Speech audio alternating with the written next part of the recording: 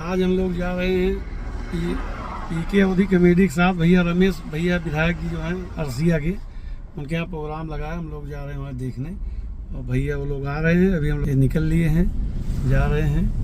और अभी देखो पीके भैया खाली पीछे लगी है, वो भी आ रही है। हम लोग साथ में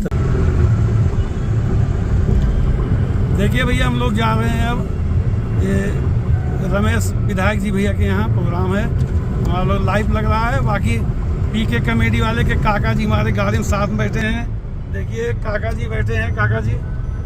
हाँ, हम लोग जा रहे हैं और अभी देखो 1 घंटा लगेगा, आधे घंटे पहुँच रहे हैं। बाकी ये भैया पीके भैया हमारे हैं।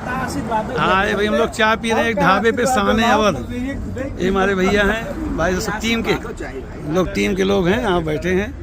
ये देखिए भैया लोग, ये हमारे काका जी हैं, सब लोग चाय पी रहे हैं। ये भैया हमारे यहाँ। हाँ, गाड़ी बहुत तेज चला रहे थे, अभी रास्ते में 100 की स्पीड कर दिए थे। अच्छा ठीक है, कोई बात नहीं। हाँ, बाकी ठीक है लोग। लाइक